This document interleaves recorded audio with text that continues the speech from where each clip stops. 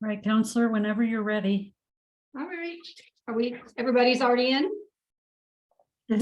So, Great, thank you. Hi, everybody. I'm so glad to see all of you here tonight. I am just thrilled that this project is coming to a completion and we're going to have a plan to start working on this section of Menaul.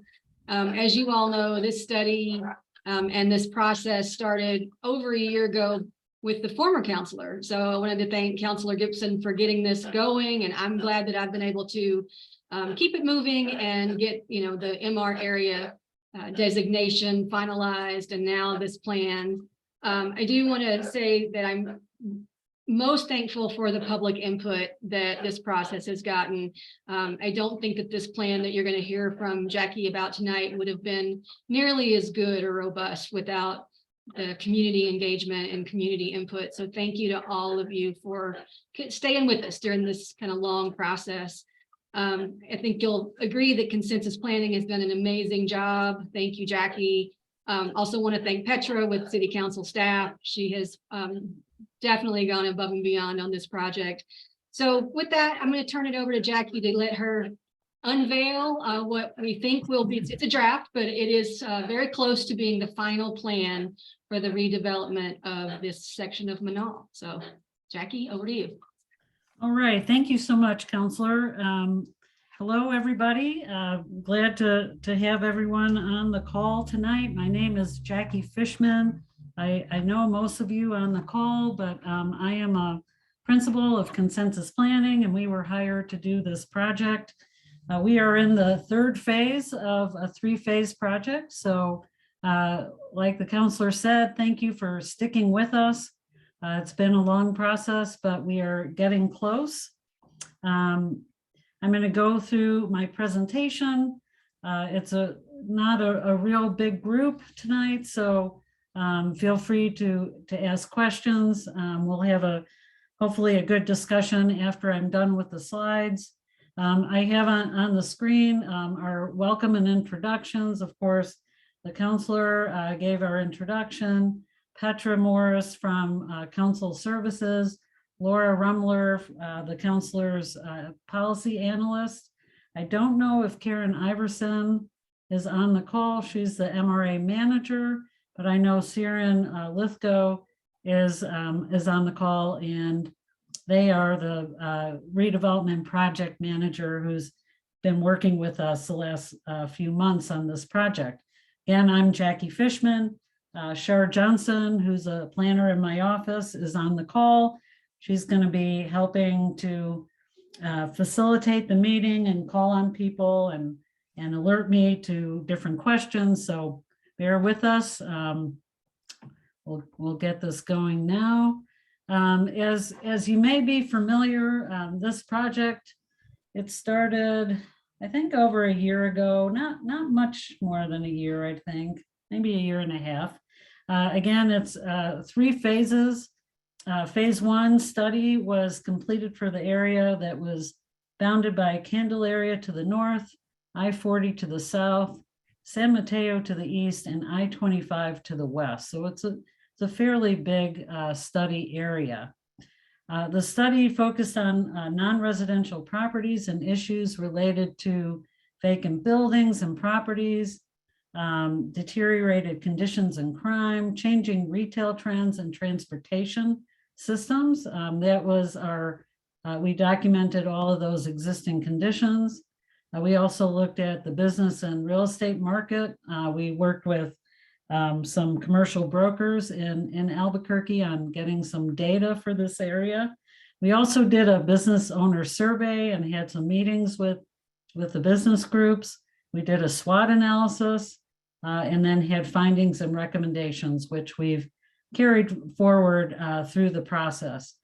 We also completed phase 2, and that was the sub area designation of, it was a sub area of the larger study area. It was approved by City Council this year.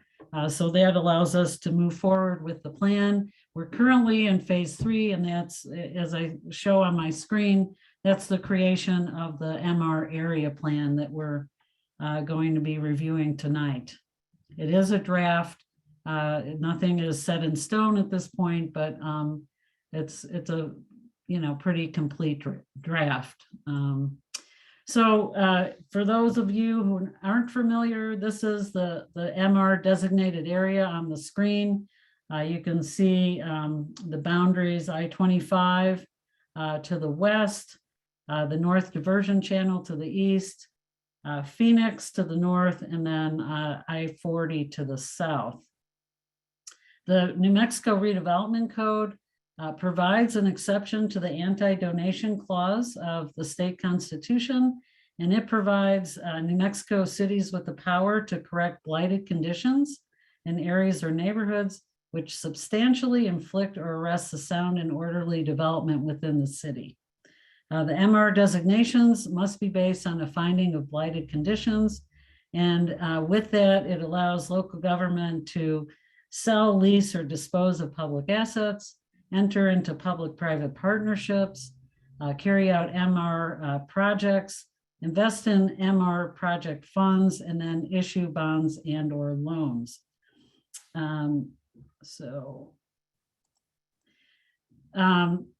There are, if you're not familiar with the plan yet, it is posted on the city's website.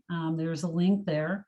There are 5 chapters in the master plan. It includes a executive summary, of course.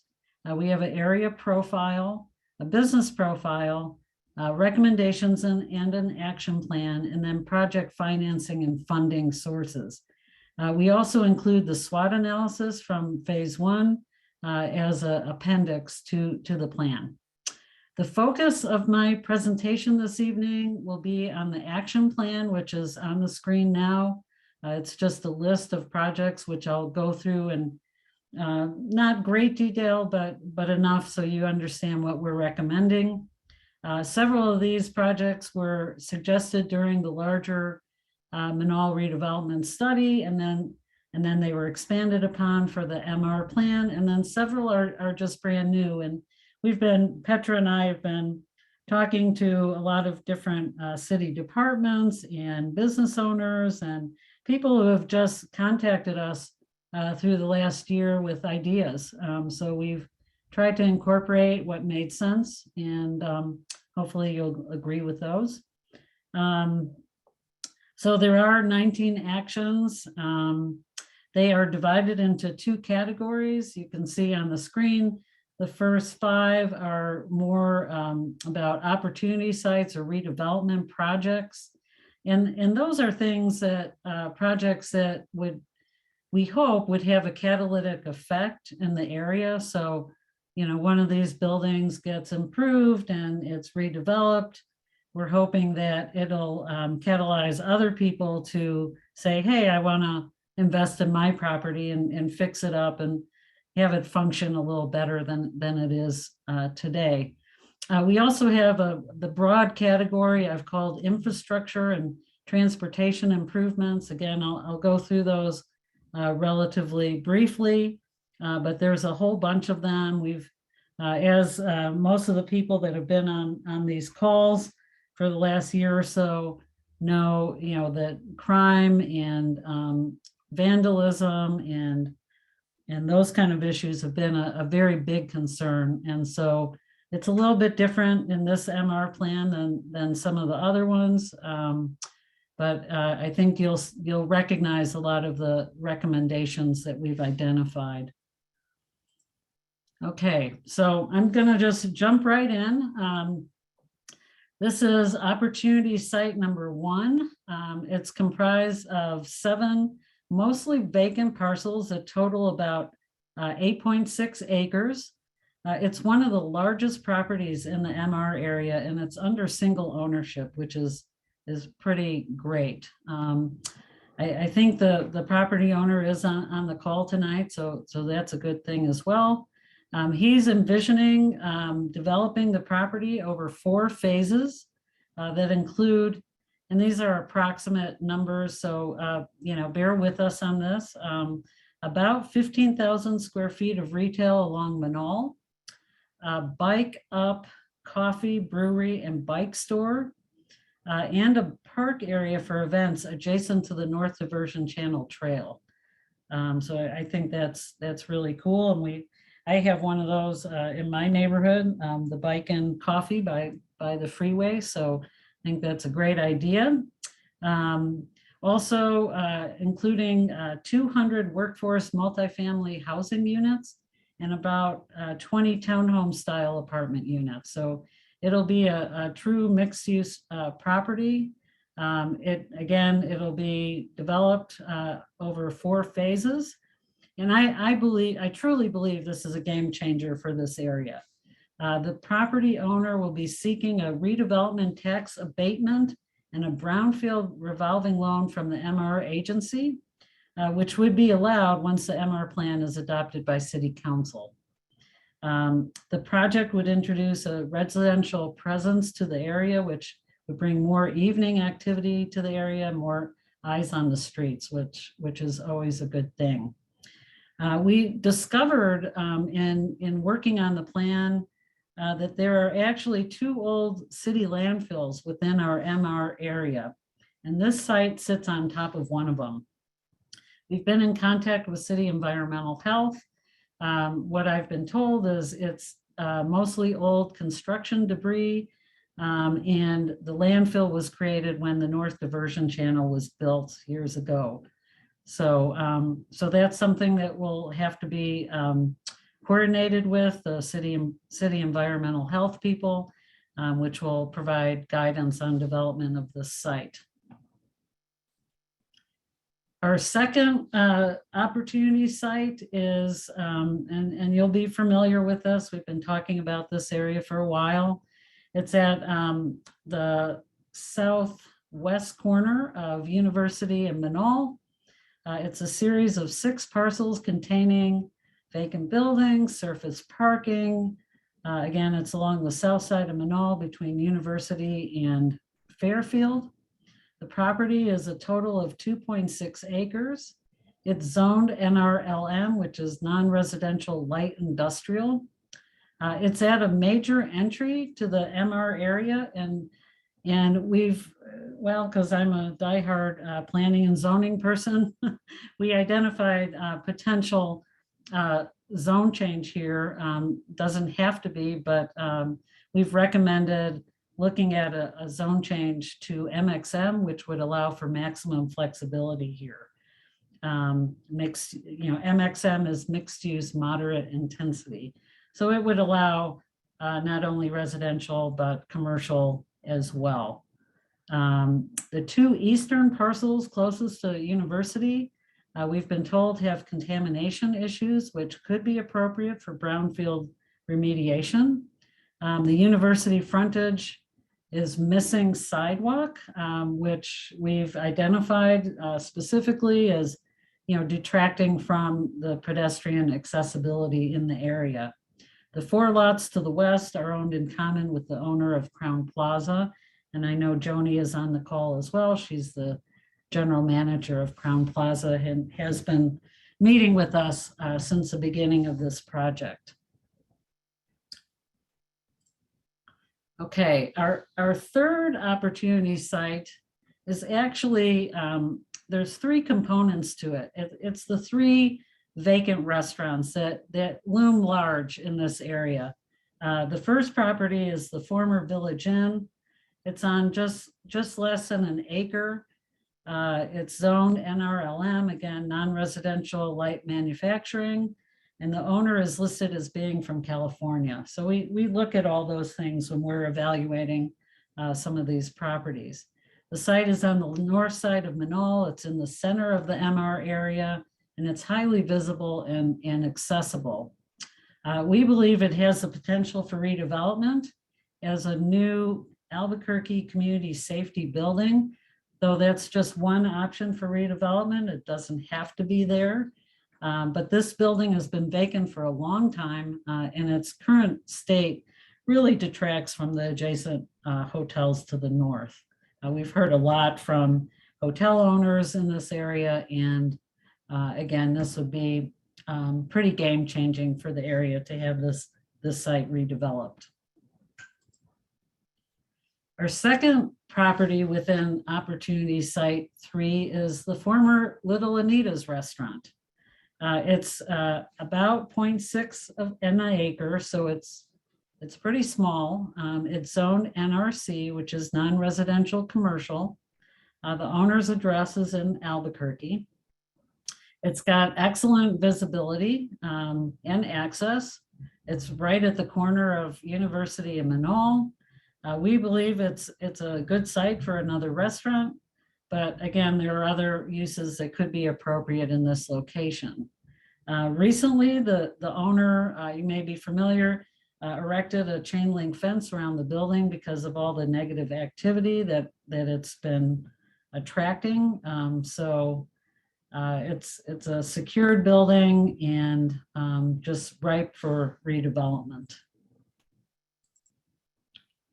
Okay, the third component of Opportunity Site 3 is the former Range Cafe. This is on just on about 3/4 of an acre. It's also zoned NRC. The owner's address is in Rio Rancho. Like Little Anita's, this property is also attracting a lot of negative activity. The site's on the south side of Menaul. It's surrounded on two sides by an extended stay motel, which is on a separate 2.35 acre parcel, and it's owned by an investment group out of California. And the reason why I'm talking about the adjacent motel is because I think this would be an excellent location for redevelopment, as redeveloping the restaurant and the motel is one cohesive mixed-use project.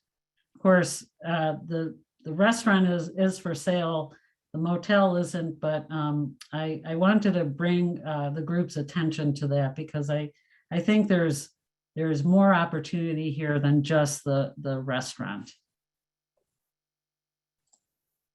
Okay. Moving on to our next action item is hotel and motel conversions.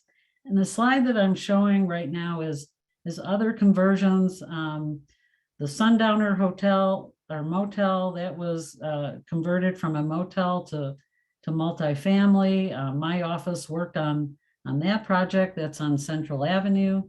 We also worked on the Luna Lodge. Those two projects have been in place for, I don't know, maybe 10, 15 years now. I think they're functioning well. They were redeveloped for affordable housing. On the right side is, I don't know if they call it Boulevard 2500 or BLVD 2500, but this is a hotel conversion that is within the metropolitan or the Menaul metropolitan study, the larger study, our phase 1 project. And we wanted to include that because it's probably familiar with most people on the call, and is a pretty large project. I don't know how many units are in there, but they're still working on the project. We went by there today, and it looks like they're starting to demolish the big building that held the water park in it. Converting hotels and motels to multifamily use is becoming more common for increasing affordable housing and making better use of dilapidated properties. As I mentioned, there have been numerous conversions in Albuquerque over the years, the ones that I've got on the screen. And to support these kind of conversions, the IDO was amended by City Council to allow an exemption from the typical definition of kitchen for projects up to 100 units. The new definition for these kind of projects for kitchens, they require a sink for washing dishes and food, a refrigerator that includes a separate freezer, a countertop with a heating appliance like a microwave or a hot plate or something like that, and an electrical outlet for that heating appliance. That definition is compared to the typical definition in the IDO, which is Integrated Development Ordinance, basically our zone code. Is the IDO typical definition, you have to have a full stove and oven. And in the redone definition for these kind of conversions, you don't have to have an oven. So Family and Community Services, that department from the city has been working on motel conversions for affordable housing purposes. And we're in discussions with them regarding the MR area. So that's very exciting. Okay, so our next action item, increase public safety. And again, this has been an issue talked a lot about during the project. We've identified several actions, including redeveloping a vacant building as an Albuquerque Community Safety Department building. And we have reached out to that department. They are interested in this as a project. So that's good news. We also call for installing overhead mobile cameras at key intersections and along the two trails. Adding emergency code blue stations, which is what I have on the screen, that photo, that's actually from Presbyterian Hospital parking lot when I was there recently. Also conducting field briefings by APD. And then lastly, determining the feasibility of creating a city public safety echo program in this area. And we also have been in contact with that department, and we'll continue to discuss that as a possible action item. Our next action is street lighting improvements. And this is in addition to the adding lights along the two trail corridors. We called for lighting improvements to respond to public safety concerns. If you recall, myself and the staff here, we did a nighttime drive around for an hour or so to see where the dark areas are in the MR. Well, actually in the whole study area.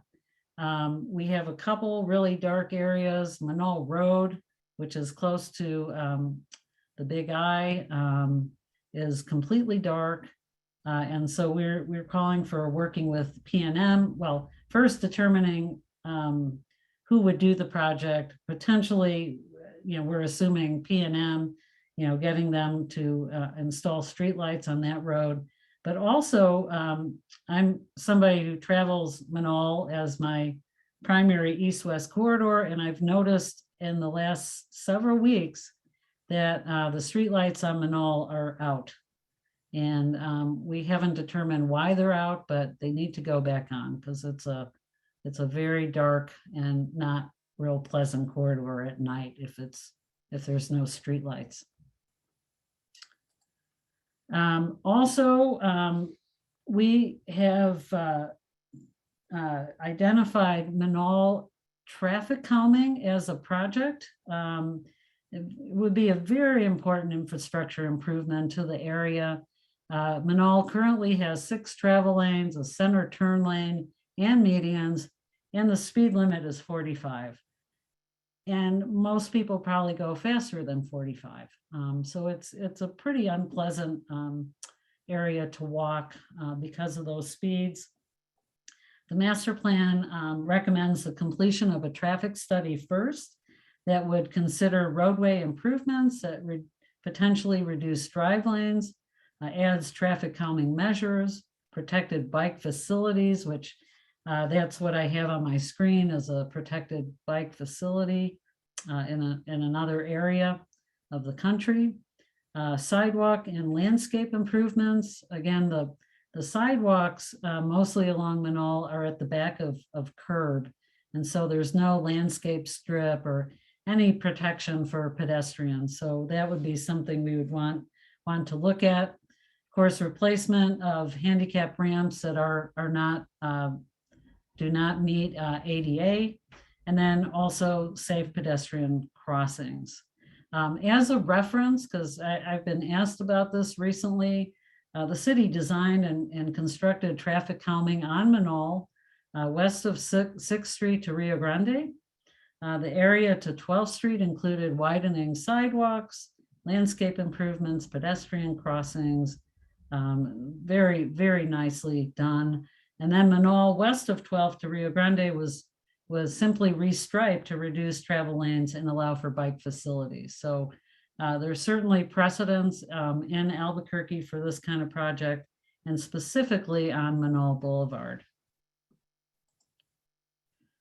Okay, our next action item is trail improvements. Again, this area is really fortunate to be adjacent to two major trail corridors, the North Diversion Channel and the Embudo Channel trails.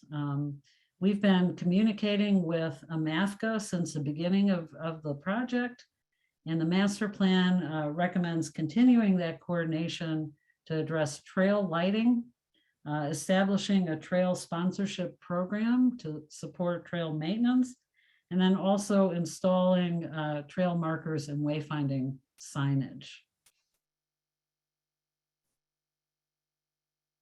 Our next action item is transit improvements. I'm showing on my screen the bus shelter that has been removed recently.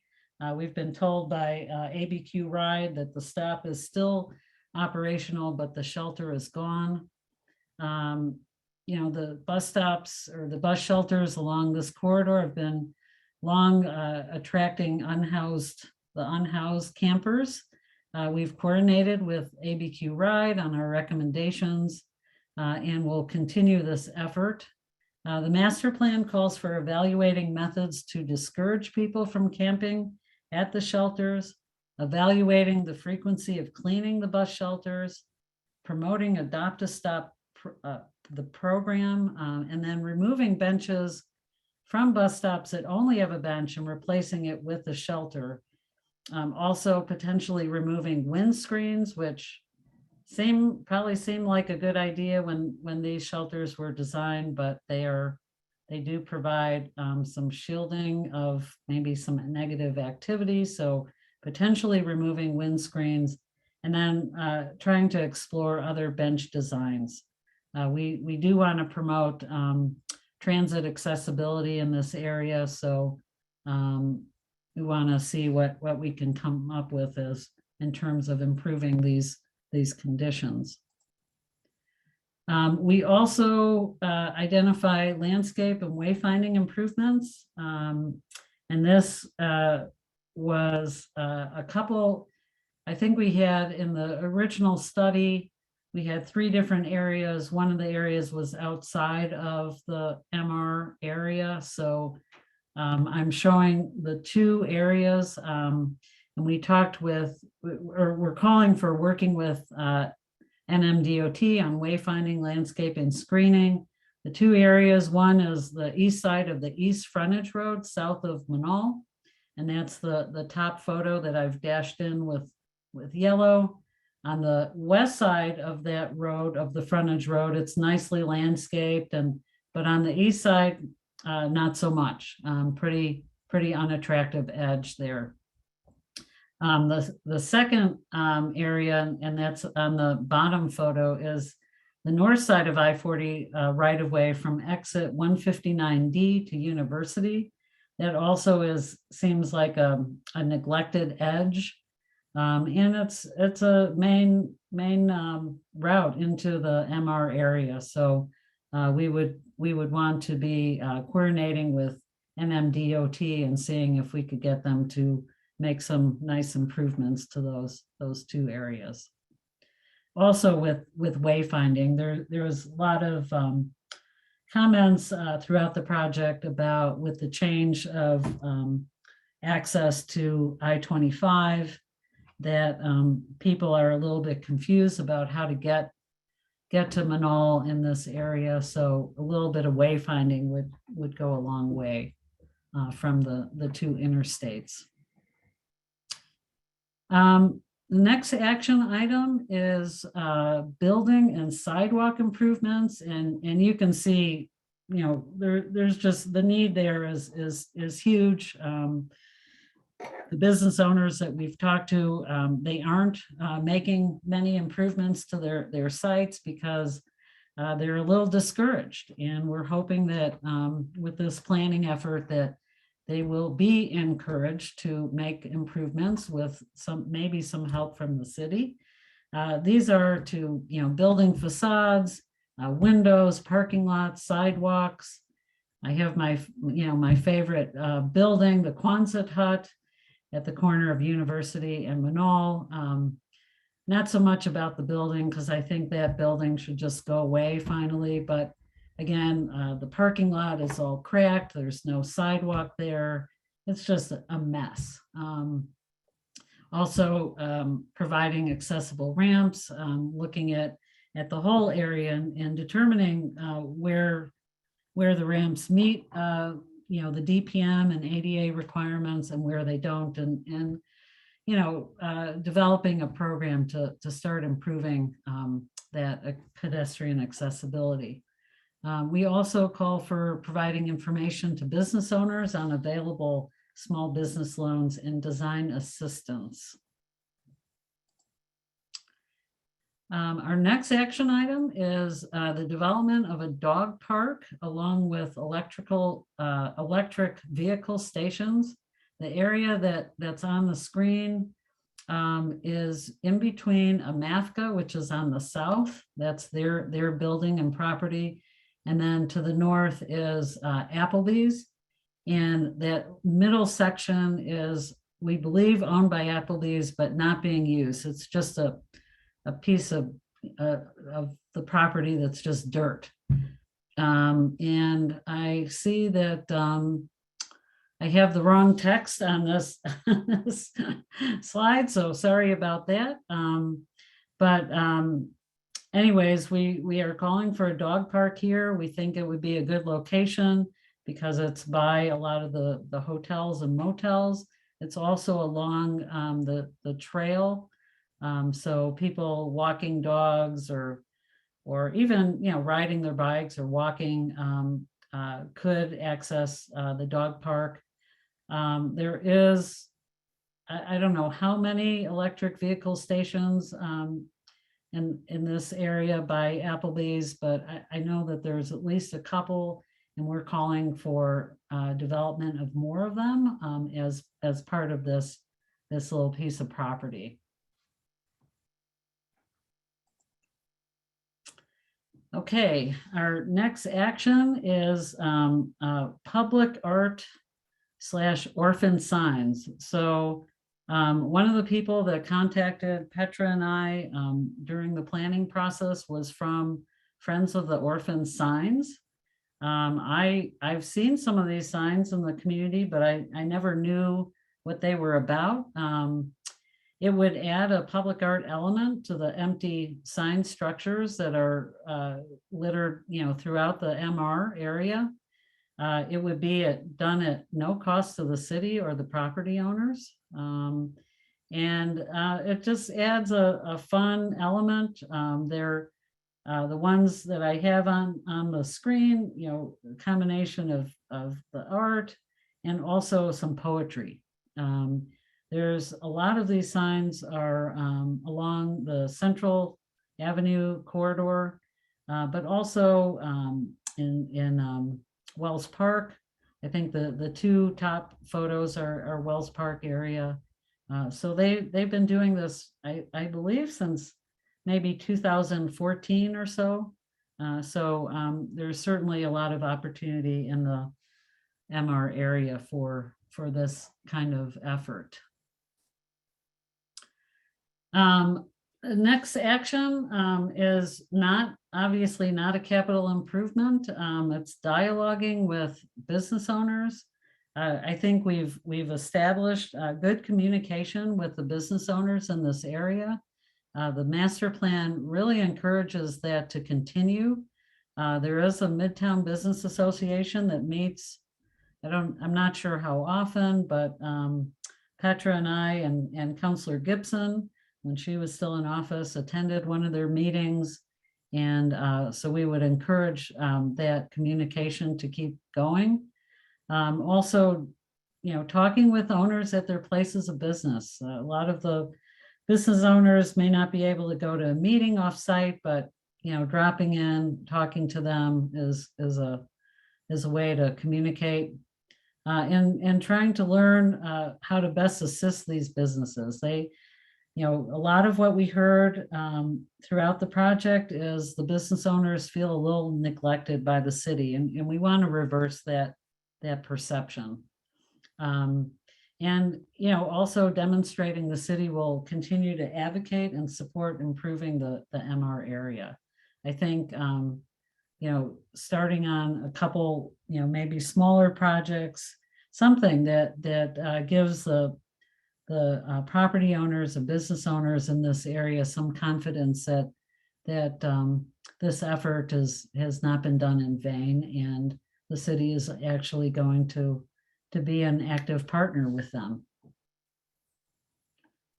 Our next action item is creating a visitor center. We talked about, or the master plan talks about, it being located either within the Crown Plaza Hotel or in close proximity. It would require an initiative from the private sector. It could be supported by council services and Visit Albuquerque, but our intent is, again, there's a lot of hotel guests in this area, and imagine coming to Albuquerque for the first time and saying, well, where do I go to eat, and can I walk somewhere? And we want to make sure that visitors to Albuquerque feel welcomed and they have a positive experience in this area. And I know it's going to take a lot of effort from all of us to get there, but I think it's a good idea. It came from the participants in the meeting, and we have included it in the master plan. So this is not a project. It's actually project financing and funding sources is actually one of the later chapters in the master plan. It includes as many sources and financing ideas as we could think of that have been used on other projects, both locally and throughout the state of New Mexico, and in other states too. So it's just a laundry list of a lot of different financing and funding opportunities. I'm not going to go through all of these. There's a lot. So I want to encourage people to take a look at that. Also, some more funding source ideas, and each of these categories have many different listed funds or grant programs or loan programs. So there's a lot there. Okay, so our next steps, of course, we want to hear from you this evening, and we will be making appropriate revisions to the draft plan. We also are meeting with the MR agency staff, and we will be preparing to submit the draft to the ADC to do a presentation. We need to get ADC's blessing on the plan before we go to City Council for adoption. Once that occurs, we will be presenting the draft to City Council, and I believe, and Petra can correct me if I got the dates wrong, but I think we're aiming towards January or February time for adoption. I've got the city's website link on the screen if you want to look through both the plan, all of our meeting notes and presentations, and lots of different information is available on the website. You can also submit comments to the website. You can also call or email Petra or I. We are open for comments and discussion with the group. I know there's a few new people to the process on the call. I'm very happy to see that. So I would encourage people to participate and continue with the process towards adoption, and then, of course, implementation is the most important. With that, I would be ready to answer any questions, as I'm sure Petra is as well.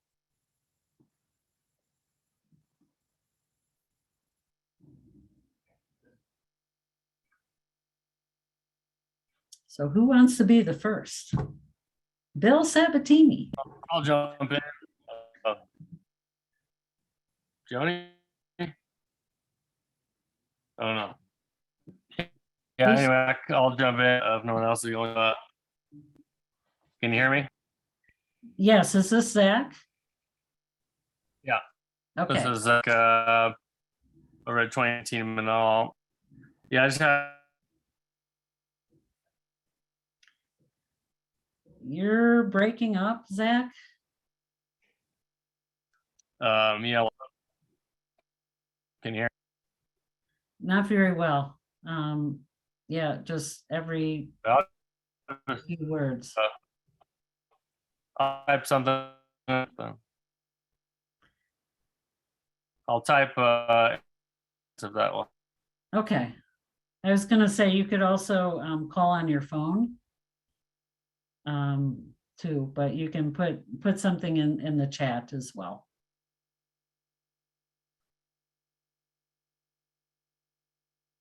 Okay.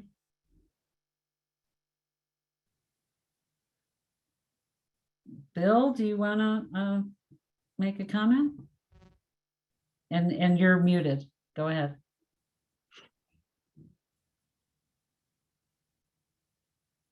We can't hear you, Bill. I think Ron Bohanna would like to say something. Well, okay. So far, we can't hear anybody. So Can you hear me? yes. Oh, hi, my name is Josh Glass. I'm with Sunset Memorial Park. Can I ask you, the city is proposing just recently a massive waste transfer station just at the entry of the Menaul corridor. Has that been factored into the traffic flow as you're wanting to possibly reduce lanes? And we're going to have hundreds and hundreds of possible dump trucks coming through that corridor every day. We have not studied that project. I'm aware of it in a minor way, but I do think that the concept behind that project is it's located along the frontage roads, and so the assumption is that the trucks, the trash trucks, will not be just driving up and down Menaul or in neighborhoods. They'll be getting on the frontage roads, getting into that site and leaving the site. But if a traffic study is done, I'm sure it would include that development if it goes through to look at what the impact would be. Thank you. And this is Petra. I just wanted to also add, I'm with the City Council, that the recommendation for the traffic calming is at a very preliminary level. And so as a follow-up action to this, we would need to do full engineering study to work out how we would actually calm the traffic. And that study would look at all of the surrounding uses, the traffic volumes, the roadway conditions, and traffic calming occurs on all kinds of different roads, from quiet, small residential streets to much bigger, busier roads. And the approaches to each of them differ depending on the context. And so it's just a very preliminary recommendation. The details of how the traffic would be calmed would be very much a follow-up action. All right. Bill, do you have sound? No, we can't hear you. Petra, can you hear this from Buchanan? Can you hear me? We can hear you, Ron. Okay, my Bill is trying to figure out his microphone. A couple things. One is on the financing portion. Did you have any further discussion about the suggestions about elimination of or streamlining the development process and the development fees? That's one question. And then the other one, now that you've identified the landfills, can you guys consider the city waiving any tipping fees on the mitigation of those landfills? So those are the kind of the two follow-up questions that I had from the original presentation that I saw. So Ron, we haven't talked about expediting the city process. I think we have something in there about potentially waiving impact fees. So that would speak to, one part of what you asked for. The tipping fee, that's interesting, and that's something that I think we should talk about and see if we could recommend something on that. So good idea. Okay, yeah, under the MR zoning, yeah, the impact fees are waived. And then if we're doing affordable housing, there's a whole bunch of other waivers within the normal development process. But I was just, if there's anything that you can do on the development process under the MR designation, that would be greatly appreciated. I know that. Okay, thank you.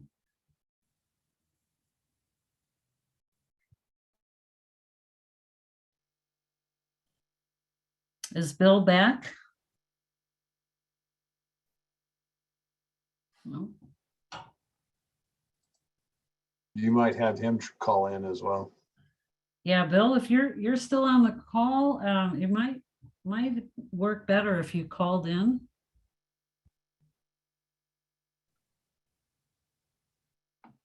I think that I think Zach may have called in. Let me see if he can unmute himself. Yeah, Bill's still on the call. Yeah. Yeah, he's on. Can you hear me? Yes. Can you hear me now? Yeah, this is Zach. I called in. Yeah, I was gonna say I'm concerned with converting the hotels to like a low income or an affordable housing solution, especially if you're talking about having, like the bare minimum of kitchens and stuff to make it like barely able to live in them. I just worry about those turning into just like Section 8 housing and basically just getting destroyed and attracting more of the kind of neighbors, I guess, to the area that are not so desirable. So that'd be my concern. If there's any, I don't know if there's any way to, like, as you're developing those, to ensure that they're kind of, I don't know, I guess for contributing members of society, that would be ideal. I don't know, how you can do that.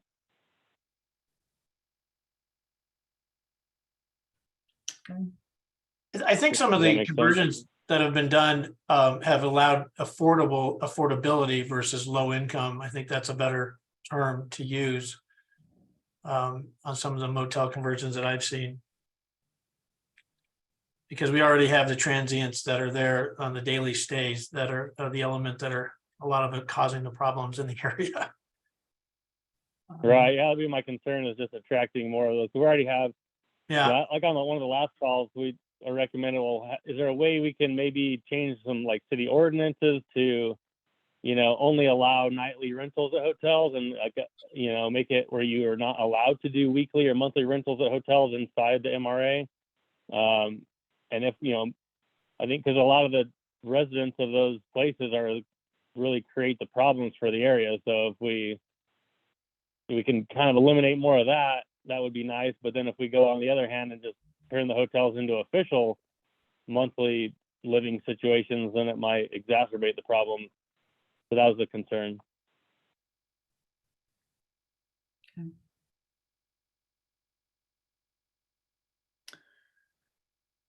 Petra, do you want to respond to that? Yes, I was just going to add that the section of the IDO that Jackie referenced about the reduced kitchen requirement is currently tied to affordable housing. The definition for it is requires that family and community services are involved, and so there is as in the IDO currently. Hang on. Some oversight on the city's end for these conversions with the lesser kitchen.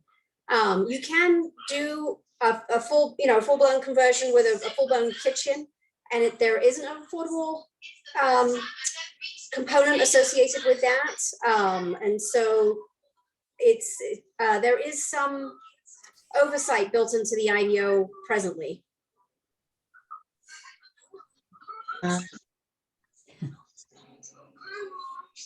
Jackie, Bob Rule, can you hear me? Yes, I can hear you, Bob. One thing I might add to Zach's comment is with the weekly and the monthly rentals, there's also an hourly rental that sometimes is considered, and you can probably imagine what that's for. So we might want to consider not allowing hourly rentals if those hotel or hotel conversions are going to occur. My second comment has to do with the Quonset hut on the corner of Menaul University on the southwest corner. I know that in years past, Pete Dinelli was successful in having some of these motel properties raised because of issues such as the ones we're having with this Quonset hut. Have we had any discussions with the owners of the Quonset hut? Are they willing to participate? Have they been involved or interested in the process at all? Bob, we have not had any conversations with them, but remarkably, when I drove over there today to take a couple more photos, I saw somebody for the first time going into the little yellow building next to the Quonset hut. I've never seen any activity there before. So I think, we do need to communicate with them and see what the status is of that property and yeah, see if that it can be redeveloped, because it certainly isn't contributing in any positive way to the city or this area. Right. Okay.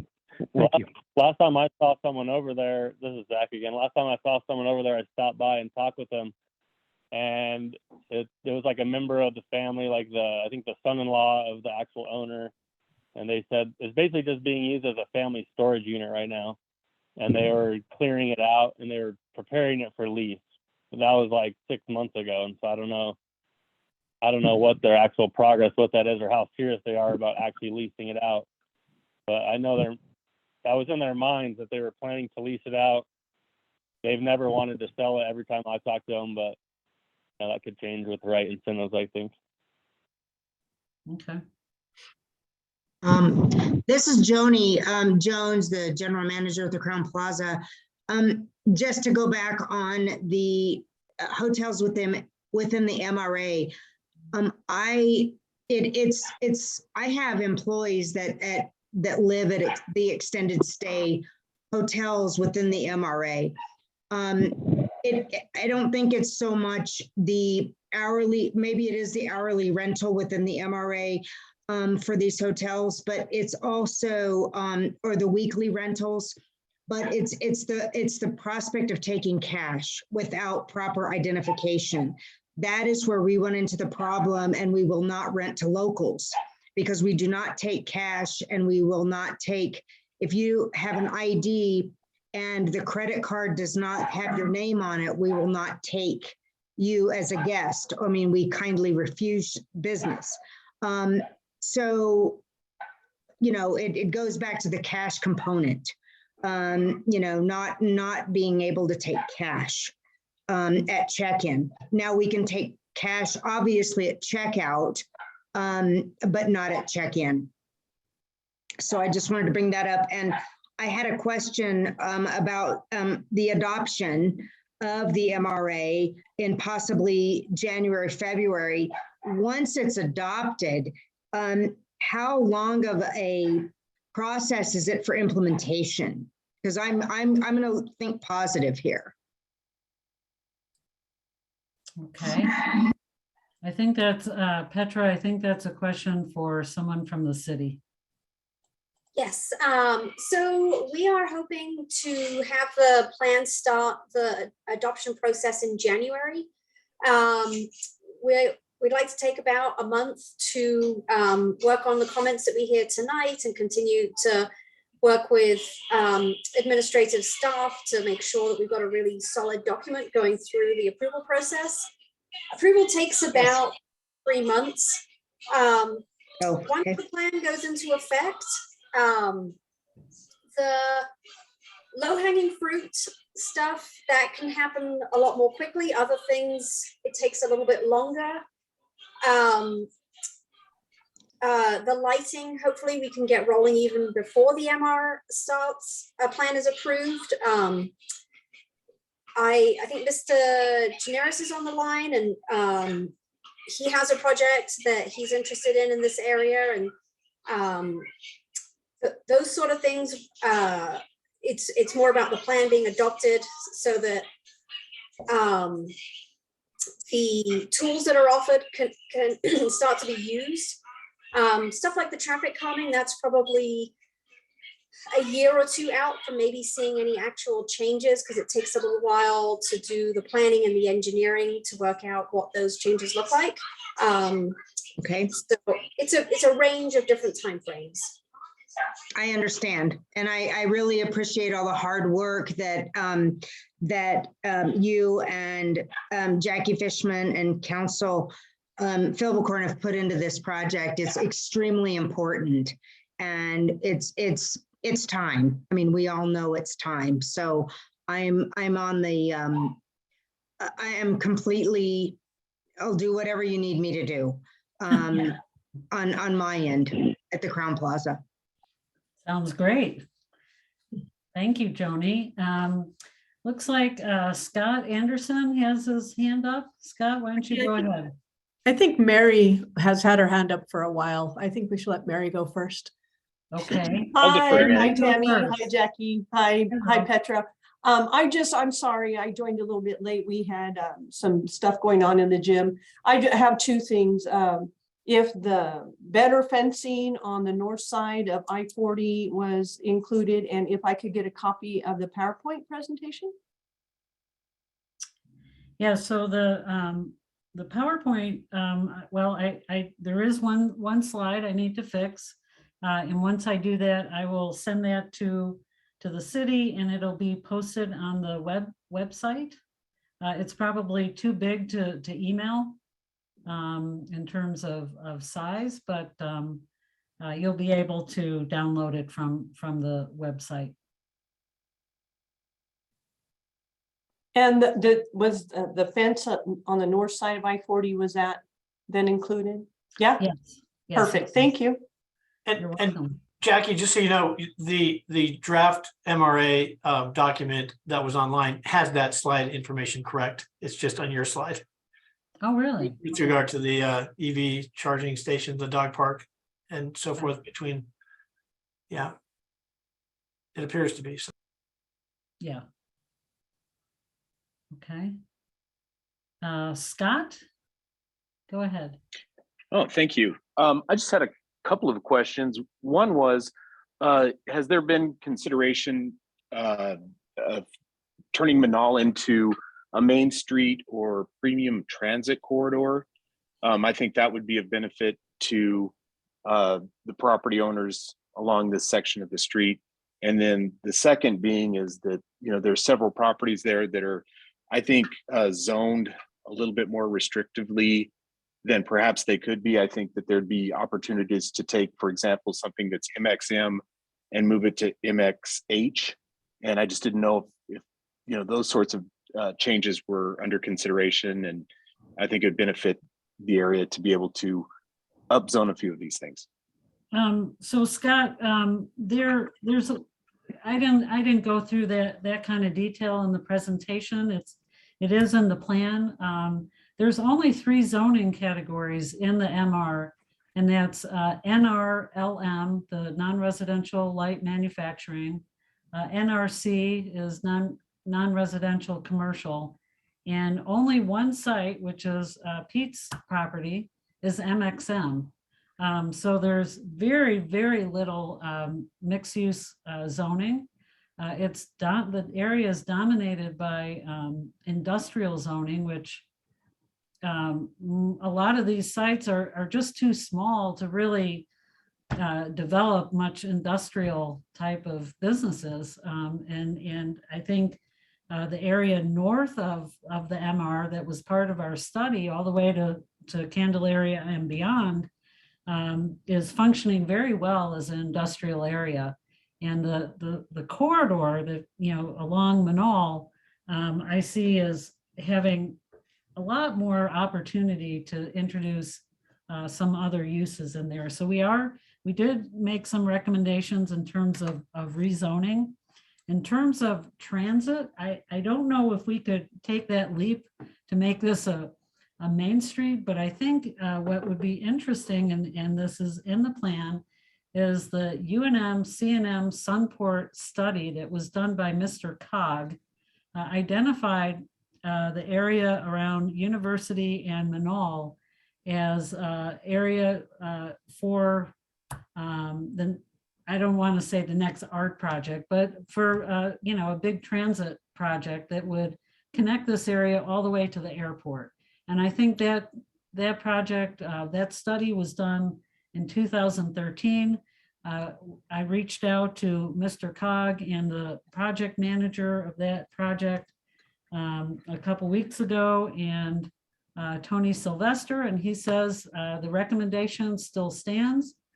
So we have included it in the plan, but I think if that project actually comes to fruition, this area could be more attractive for transit-oriented development and mixed use, and would introduce a lot more opportunity than just, keeping everything zoned for industrial development. So hopefully that answers your question.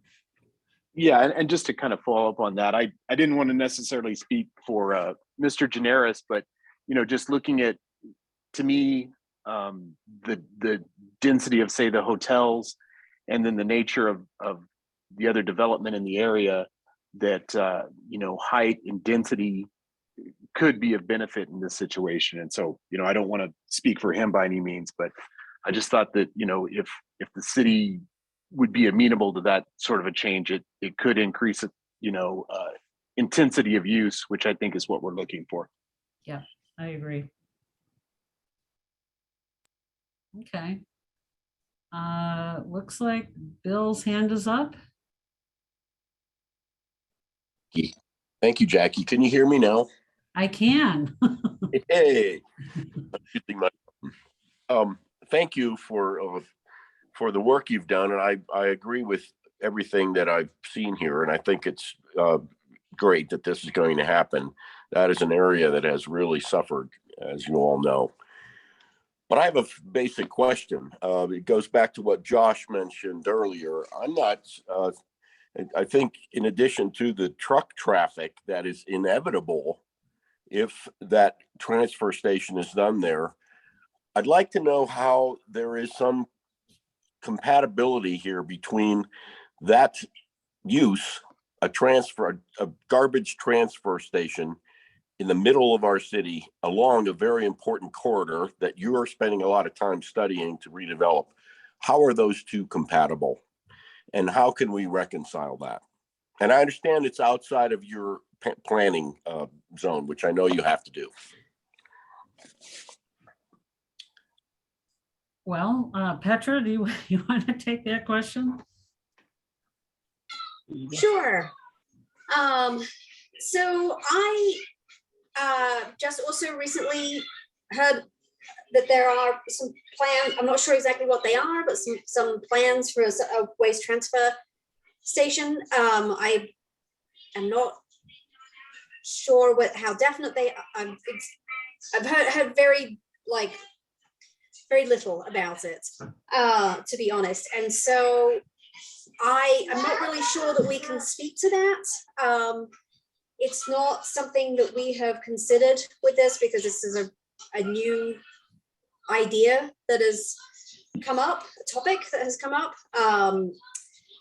And so I basically really can't speak to it very much, because it's certainly not something that we've really considered before. And tonight is the first time this has really been raised as an issue during this planning process. And as you've mentioned, it's also outside of the plan area.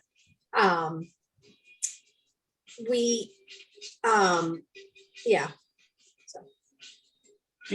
Would that be something that comes up in the traffic study with regard to those trucks? They would take that into account, correct?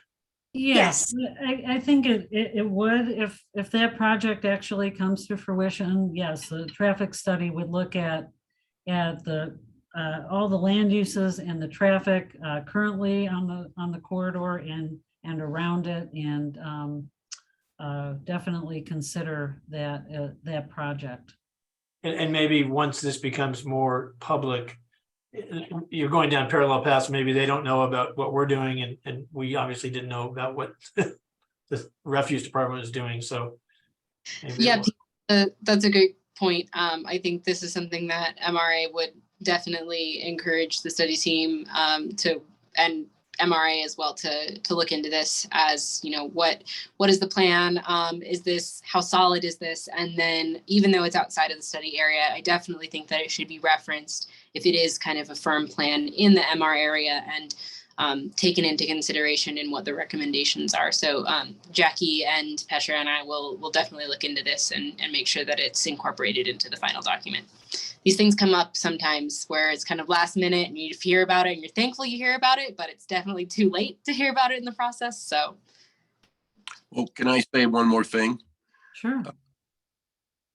We all just found out about this.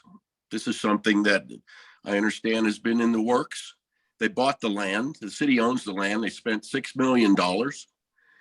There's a group of us, including the hotels and the neighboring businesses who you have even consulted with, who are firmly against this and want to see something done about it. Now, I know that's not within your purview, but I joined this call tonight to find out what your knowledge of it is and what might be done about it. So I appreciate the fact that you're going to look into it.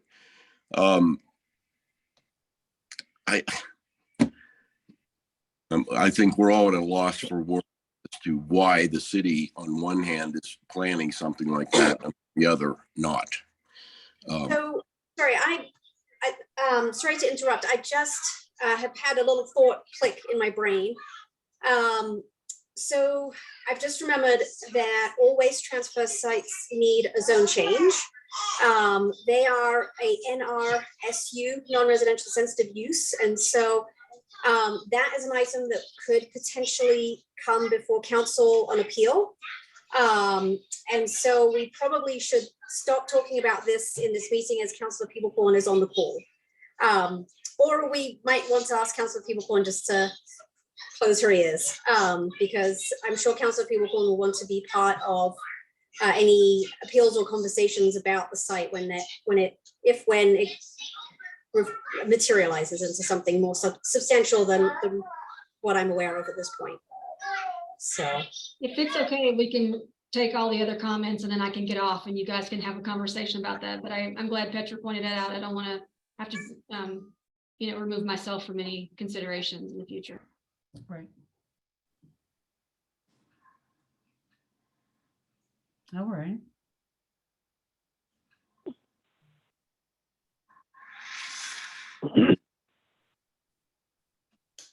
Anyone else want to make a comment? Do we know what's happening? I'm sorry. Go ahead. Do we know what's happening adjacent to Maverick to the west, where they were going to build a restaurant supply center, but according to the rumor I heard, the city was very difficult with them about the homeless. And they've decided to abandon Albuquerque as a site for their business forever. Yeah, Pete, I heard something similar to that, and I've been hearing that comment from a few developers that are abandoning Albuquerque. But as you know, the site is completely fenced now. I know they went through a special exception process several months ago through the zoning hearing examiner, and I can check into that and see what the status is. I'll do the same, Jackie, and I'll circle back with you. Okay, that sounds good. Because Because it's a major parcel, and them fencing it was a great plus for the homeless. I mean, just to keep it.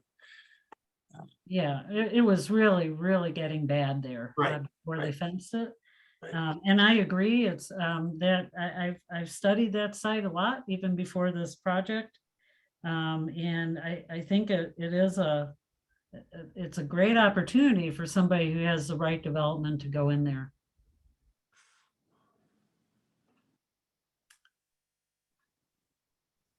Anyone else? Yeah, Zach here again. Yeah, I just wanted to kind of touch on a little bit of what Bill said too. It's like, you know, the city is doing this, putting all this money and time into creating a redevelopment area to help revitalize the area, but not really doing anything about the root cause of the problem, which is, to me, and I think a lot of other people in the area, it's the, you know, crazy crime, the trash, the vagrants. And until something is done about that, all of the, you know, we can put all the money in the world into this area, but it's never going to take off. It's just going to be a, you know, it's kind of like that, a bad part of town right now, which I don't like people, when people say that. I take pride in this area and we kind of do what we can, but it does seem like a lot of this is in vain if we don't kind of take a step back and really focus on, you know, some of the causes to the problems as opposed to just treating the symptoms of the problem. And kind of in regard to that, I mean, I think we need to give the, you know, APD some more tools to help fight the crime in the area. There's, I think, you know, recommendation, I recommended maybe like a substation of sorts down here. Another idea in that regards would be have a devoted PRT team to this area, which the PRT team is a problem response team. And there's one PRT team per command. So there's one for Northeast, which, you know, the Northeast command is gigantic. And the problems we have down here in the more Midtown area are completely different from the problems that, you know, Tramway and whatever, you know. So I think a dedicated PRT team would really help. And so the PRT team, they're the only part of the APD that does any kind of proactive policing, what you call like old school police work, where they actually try to prevent crimes from happening. All the other calls are just, you know, are APD responses in response to a crime that's in progress, or they show up after a crime has already been committed and give you a police report so you can collect your insurance check. And I think that's the wrong way to think about it. It should be more proactive policing. And there's like, I mean, it's like kind of a big rabbit hole of how do you make that happen? But I think there's, you know, the way that the officers are treated and the way that the whole entire APD in general is treated and viewed is not conducive to a safe city. And I think that really has to change before, you know, anything else happens, or it has to happen alongside. Or again, we're going to put a bunch of money into this area and we're going to have a nice looking area that's still ridden with crime and vandalism and still has the same problems, but now we've just dumped a lot more money into it. It's a prettier, bad area part. So. And Zach, I think I'm safe in saying that I don't know if any other MR plans that have taken public safety as seriously as this project. It is, you know, one of the cornerstones of the plan, and we have sort of modified our original recommendation that was to have an APD substation in the corridor to having a Albuquerque Community Safety Department building. And I think that may speak to some of your concern about, dealing with some of the issues before they become more problematic crimes. And so that was our thought process. And we also talked about having explain a little- potentially a public safety echo program. Siren, do you want to talk a little bit more about that? Sure, yeah. And for those of you on the call who aren't aware with the Albuquerque Community Safety Department, it is a special response team specifically for people who are experiencing homelessness and mental health crisis. They're specially trained to deal with those, whereas police really can't always do much to change the situations or to help the people get the services that they need. And they often might accidentally escalate the situation. So I think that the Albuquerque Community Safety Department is actually a much better fit for this area if that is the issue that is kind of causing a lot of the crime. And I think that, if you're reading through the plan, you can see that they've also recommended special lighting in certain problem areas that these, you guys have identified as issues in, unlit corners where drug deals might happen and things like that. So Public Safety Echo is actually an initiative by the mayor's office. It takes a public health and medical response model and applies it to kind of community issues.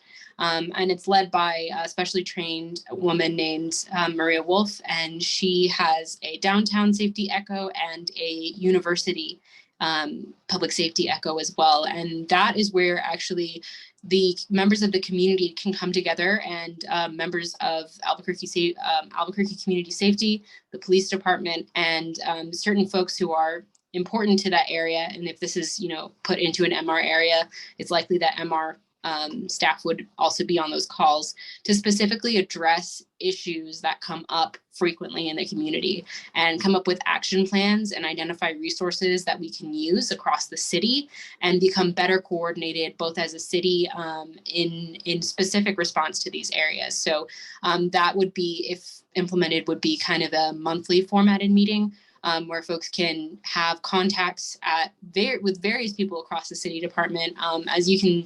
As we heard a little bit earlier, we don't always communicate as the public might expect with each other across departments. And I think this is one way that we're trying to solve that problem. Great. Thank you. Yeah, I would just a concern without really knowing that much about how that facility would work. But my concern, just hearing that first off, would be instead of having a facility that deters criminals from hanging around, it actually would be a facility that would offer services that would now attract a bunch more people to the area that we're typically having problems with. So I don't know if that's accurate or not, but it just sounds offhand like now we're just going to have another handout facility where people are always hanging around, and then the area just outside of that is going to actually be worse off than if there was nothing there. No, thanks. I don't know. Clarifying question. It is not a services facility. They don't provide services. They don't provide food. They connect people with services, and they can actually bring folks to other parts of town that provide those services. They don't give services there. They're a rapid response team that can go out as effectively and quickly as, maybe even more quickly than cops, because they are just dedicated only to this type of issue, rather than cops who have maybe longer wait times, and where homelessness issues, if there's no imminent threat to public safety, it's not as high on their call list. So is that a facility you can call directly, or does it go through like 242 cops dispatch, and then they decide if it's an officer or a safety person gets dispatched? And I think you can also call 242 cops, but they also have their own line. And I don't remember the number off of the top of my head, but let me look it up really quick and I'll put it in the chat, because even though they don't have a substation in your area, you can always call them for assistance. So let me get that for you guys now.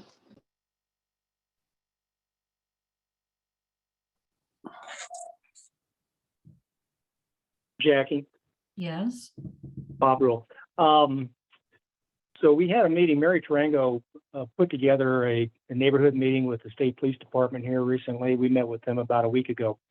And what came out of that meeting was that when we are calling the city APD for assistance for homeless or other crime issues, it pretty much goes on deaf ears. So if this Albuquerque Public Safety Department can really help to respond in a timely manner to our needs, I think that'd be a great help. So that would be one thing. The state police did say that they will fill in to try to help when APD is unable to respond, but there again, they're understaffed by about 50 officers at the moment. They've got some cadets they brought over. The other thing that's a little troubling, and we appreciate this fantastic effort for the MRA, and I think it's been touched on, that there's a real big disconnect between revitalization, attracting new money, trying to get this area redeveloped, and then we get things like SOSs, we get things like the waste transfer station that just really negate much of what we're doing. So much so that the owners of Crown Plaza, we met with them yesterday. They flew in from New Hampshire, and I got to tell you, they're very, very concerned about the crime, homeless issues, and how this is all going to play out. They're very appreciative of this MRA deal. But one thing that came to light that I was really unaware of, and that is before they have a convention that they bring in, they have to sign a pledge to the potential people coming in that there is no child abusers. There's, on and on. They have to verify that they're doing everything in their power to have a convention that runs in a safe manner. And I know Joni Jones earlier had suggested they've lost some major conventions because of a lot of these crime and homeless issues. So my big beef is that this is a great effort, and I think we need to get the other side of the city understanding and listening to what's being trying to be done here without having these conflicts, because it's going to be for naught in trying to get capital investment here. It's just not going to happen otherwise. Amen. Okay.